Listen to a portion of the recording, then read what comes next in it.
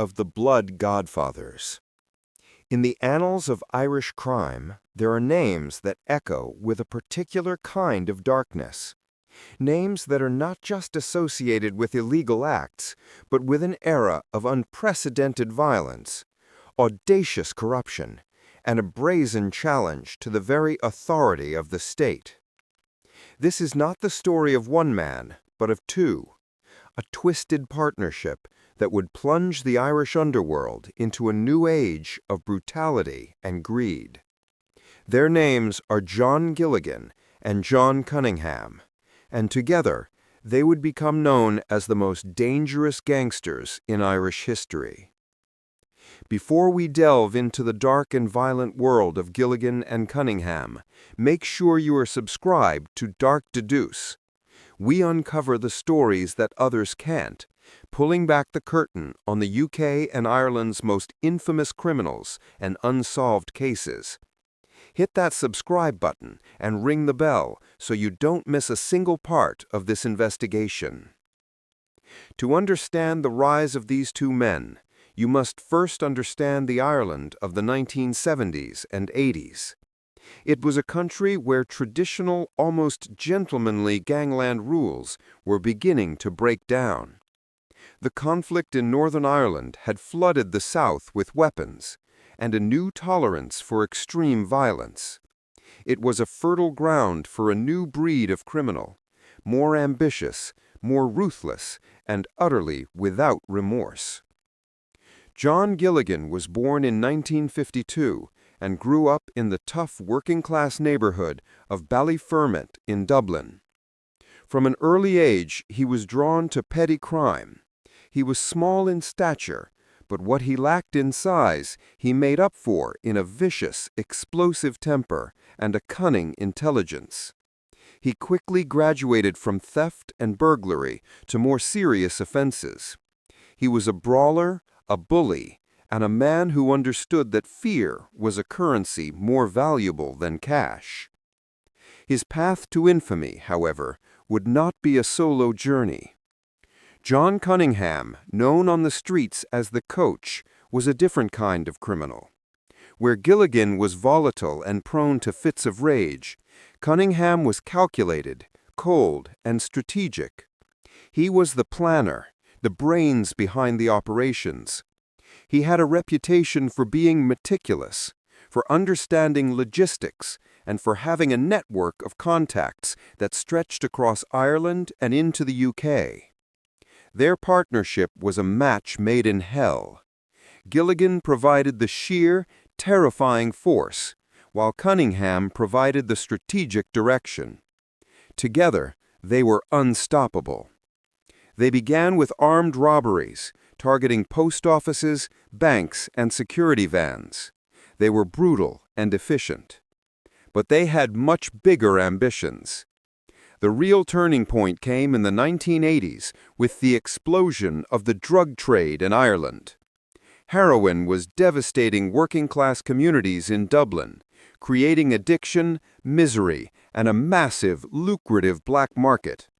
Gilligan and Cunningham saw the opportunity immediately.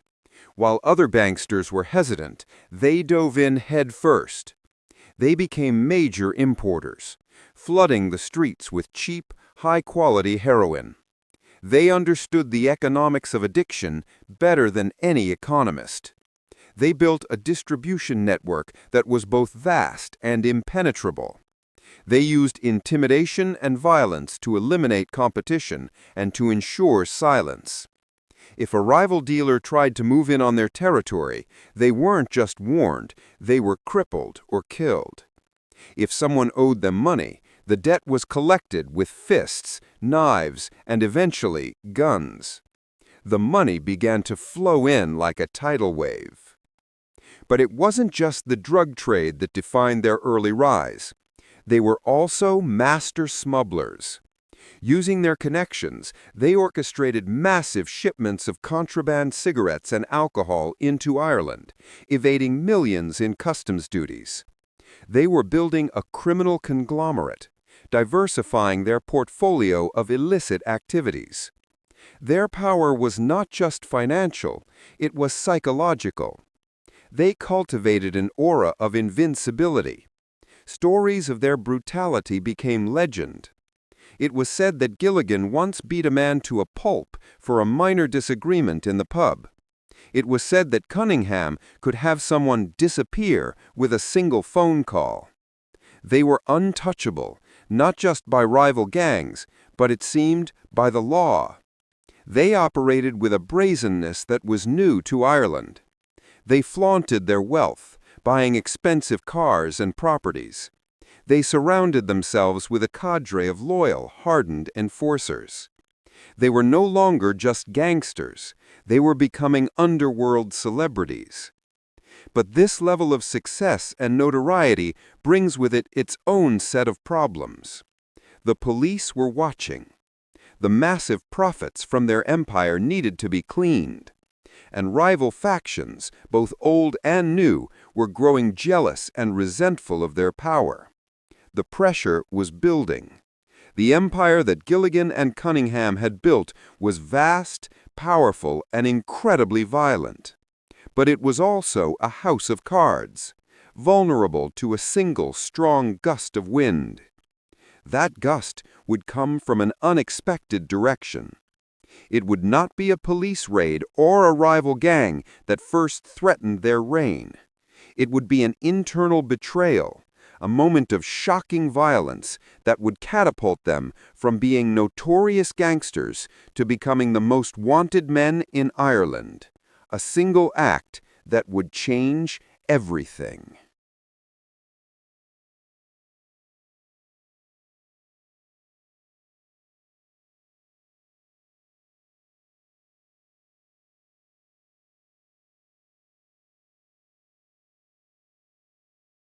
The Empire of Evil.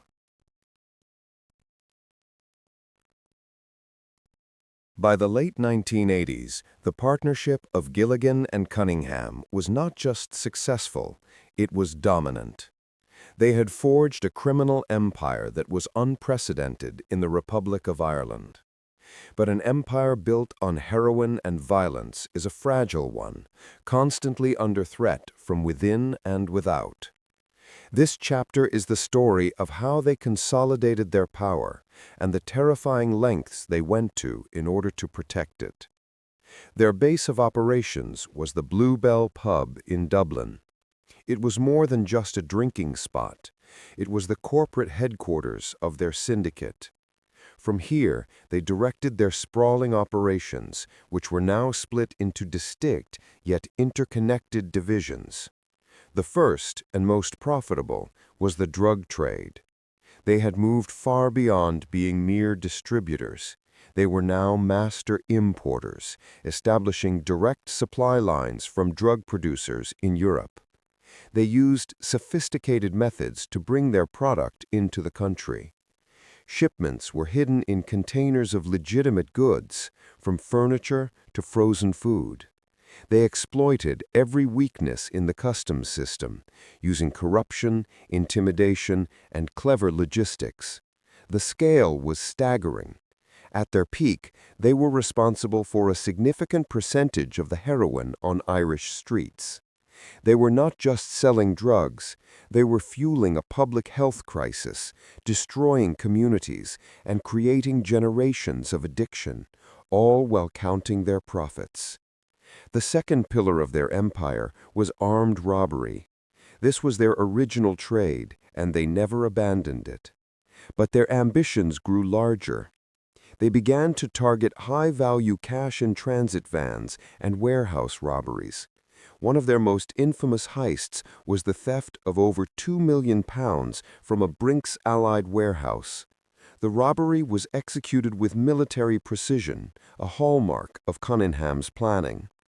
The gang, led by Gilligan's ferocity, overwhelmed security, tied up staff, and made off with one of the largest hauls in Irish history. The money was massive, but the psychological impact was even greater. It was a brazen message to the authorities and the public. We can do whatever we want, and you can't stop us. The third pillar of their empire was their enforcement arm. A criminal empire of this size cannot be run on reputation alone. It requires a dedicated and equally ruthless security apparatus. Gilligan and Cunningham assembled a hardened criminals, men known for their capacity for extreme violence.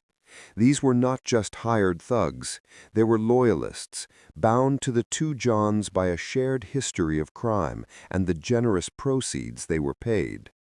This enforcement arm had one primary job: to instill fear. They collected debts with baseball bats and iron bars. They issued warnings with knives and guns. They made examples of those who crossed the organization. The stories that circulated were not just rumors, they were deliberate tools of psychological warfare. It was said that Gilligan personally oversaw torture sessions in warehouses, forcing victims to reveal information or simply to serve as a lesson to others. The level of brutality was shocking, even by the standards of the Dublin underworld. But what truly set them apart was their ability to corrupt. They understood that money could buy more than just luxury cars. It could buy silence, information, and protection. They systematically set out to compromise the system. They cultivated relationships with corrupt police officers, paying them for tip-offs about investigations and impending raids. They bribed customs officials to look the other way when their drug shipments came through ports. They even had contacts within the legal system. This web of corruption was their most effective shield. It allowed them to operate with an arrogance that was breathtaking. They believed they were above the law, and for a long time they were. The Gardaí were frustrated. They knew Gilligan and Cunningham were at the center of the wave of crime sweeping Dublin, but making a case that would stick was nearly impossible. Witnesses were too terrified to come forward. Those who did often retracted their statements or simply disappeared. Evidence had a strange way of going missing. The two Johns were like ghosts, present in every crime, but leaving no traceable fingerprints. They were the kings of the Irish underworld. Their wealth was immense. Gilligan, in particular, flaunted his ill-gotten gains, purchasing a luxurious mansion with a private equestrian center, which he named Jessbrook. It was a symbol of his success, a palace built on the misery of addiction and the blood of his enemies. But such a public display of wealth from a man with no legitimate income was a beacon for the very authorities he had so far evaded.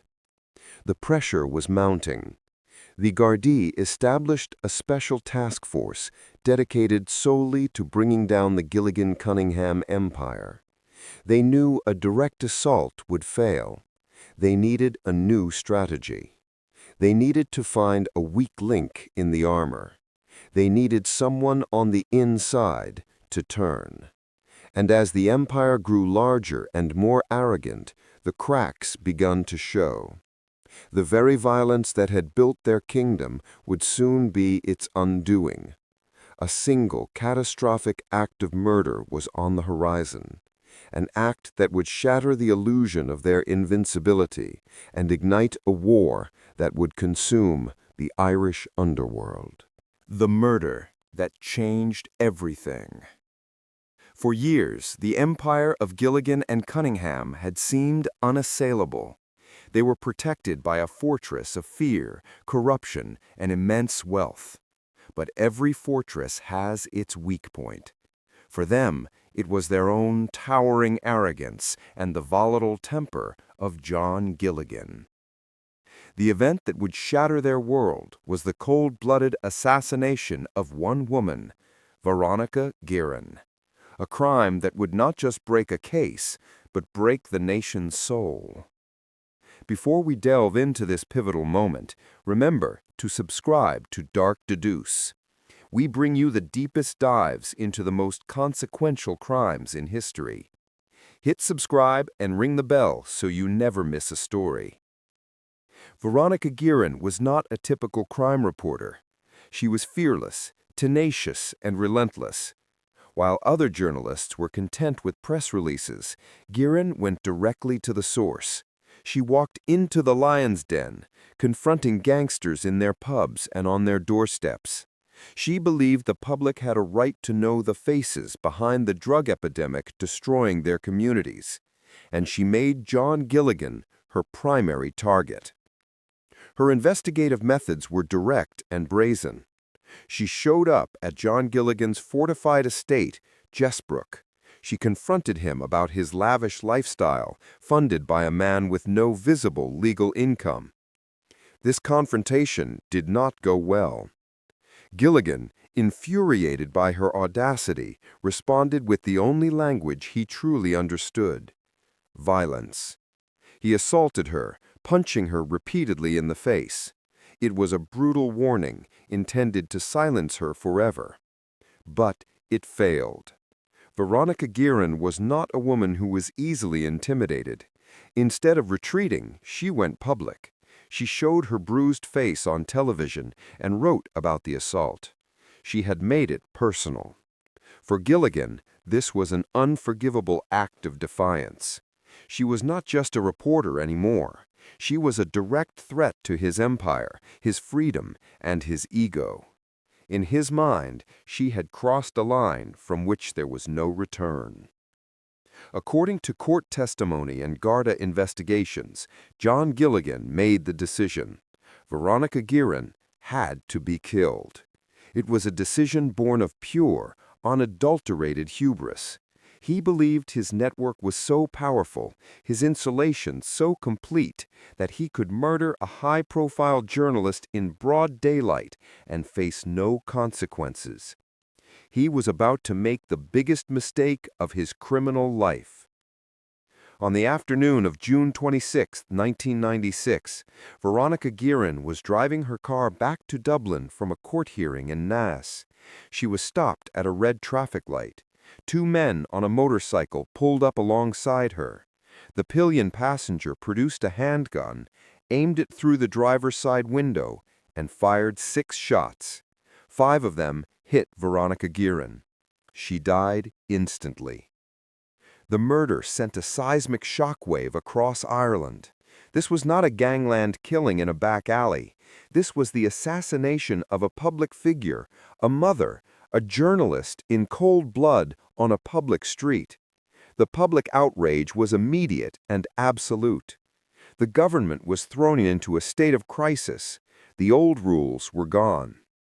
In the days that followed, the Gardaí were given unprecedented powers and resources. The government declared a national emergency, passing new draconian anti-crime legislation within a week. The pressure was not just on the police, it was on the entire political establishment to deliver justice. For the first time, the wall of silence that had protected Gilligan and Cunningham began to crack. The public was terrified, but they were also furious. People who had been too afraid to speak before now found a new courage, fueled by a national sense of revulsion. The Gardaí investigation, Operation Pineapple, became the largest and most resourced in the history of the state. Every facet of Gilligan's life and organization was placed under a microscope. The first major break came from an unexpected source, the criminal underworld itself. The murder of Veronica Guerin was a step too far for many. It had brought a level of heat and scrutiny that was bad for business for every criminal in Ireland. The Gangland Code, as it was, had been shattered. Informants began to come forward. One of the most crucial was Charles Bowden, a former Irish Army soldier who had become the chief arms supplier and enforcer for the Gilligan gang. He feared he would be the fall guy for the murder. He decided to cooperate with the Gardaí. His testimony was a bombshell. He provided intricate details of the gang's structure, its drug shipments, its money laundering, and its arsenal of weapons. He directly implicated Gilligan in the ordering of Veronica Guerin's murder. Then another key insider, John Dunn, also turned state evidence. He provided corroborating testimony about the murder plot and the inner workings of the organization. The net was closing fast. The Gardaí moved to arrest the hitmen, the facilitators, and the inner circle. One by one, they were picked up. But the two main targets, John Gilligan and John Cunningham, remained elusive. Cunningham, the master planner, had gone to ground, fleeing the country. Gilligan, however, remained arrogantly confident. He was eventually tracked down and arrested in England at Heathrow Airport as he returned from a trip to Amsterdam. He was found to be wearing a bulletproof vest, a telling sign of his own paranoia. He was extradited back to Ireland to face trial. It seemed like justice was finally at hand. The state had the testimonies of multiple insiders. They had the motive. They had the national will. But putting John Gilligan away from murder would prove to be the greatest legal battle Ireland had ever seen. The man who had built an empire on violence was now fighting for his life, and he would use every dirty trick and legal loophole he could find. The trial of the century was about to begin.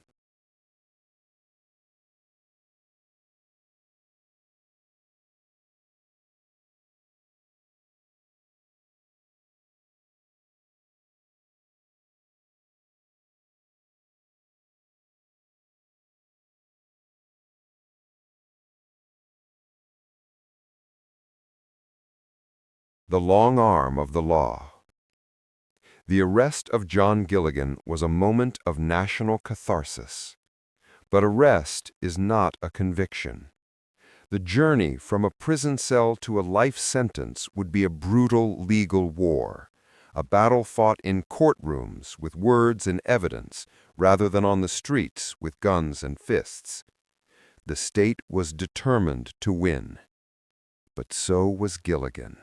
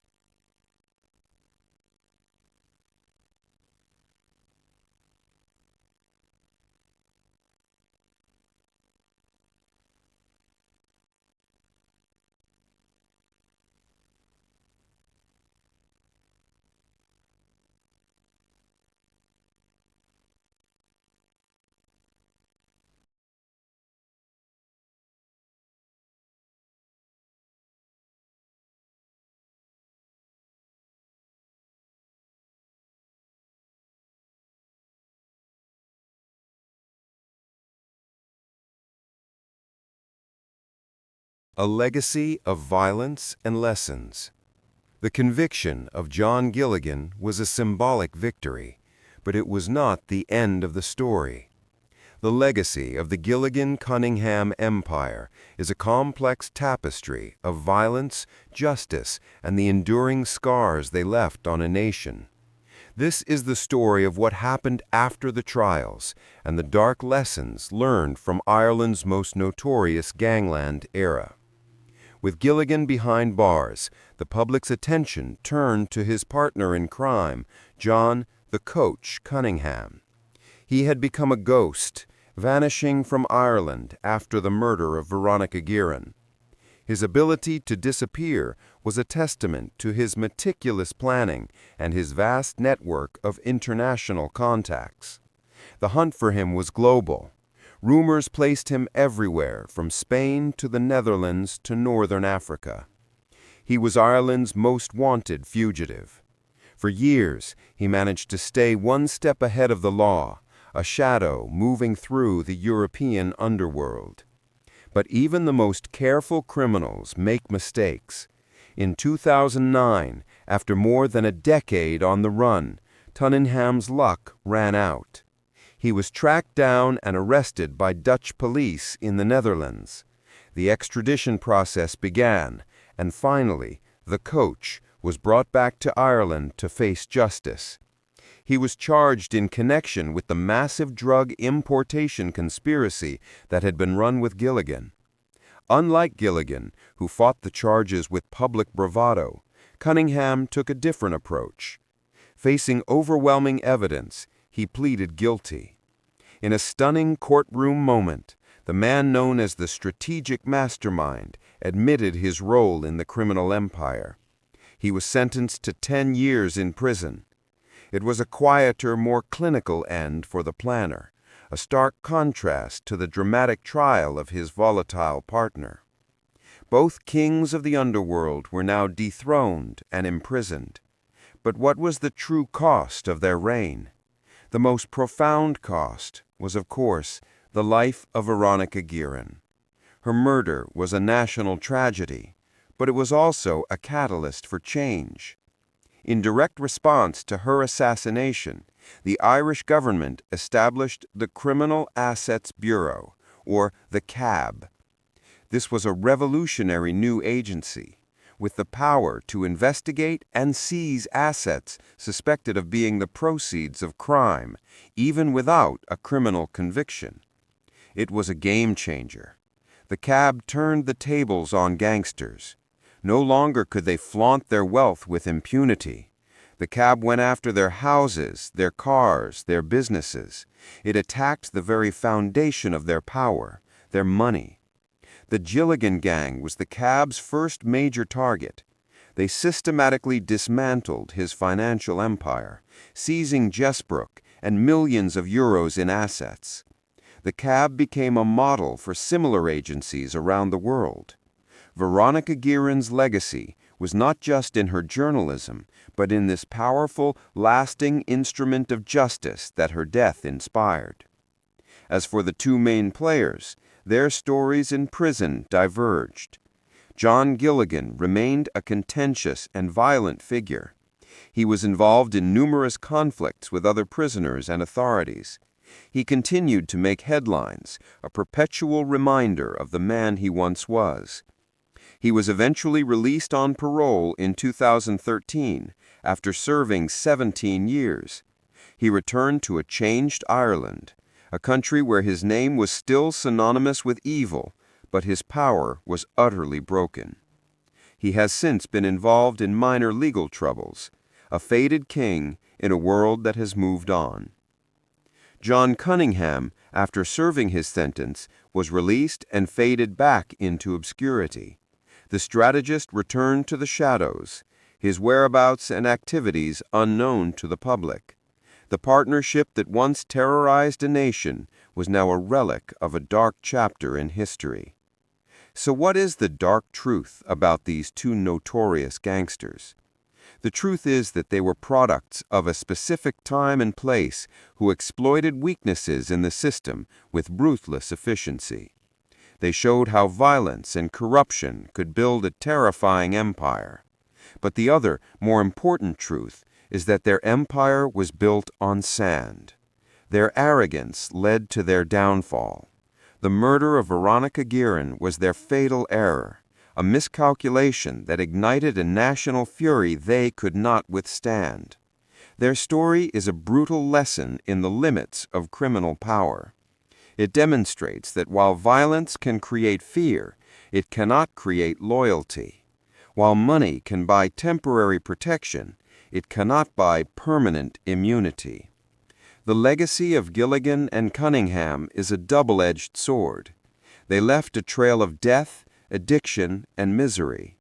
But they also inadvertently sparked a revolution in Irish law enforcement that would make it harder for future gangsters to operate with the same impunity. They are a dark stain on Irish history, but also a permanent warning. If you found this deep dive into the dark truth behind Ireland's most notorious gangsters compelling, make sure you are subscribed to Dark Deduce. We are dedicated to uncovering the full story behind the crimes that shaped nations. Hit that subscribe button and ring the bell for notifications. We have many more stories of true crime, mystery, and the untold history of the underworld waiting for you. Thank you for watching.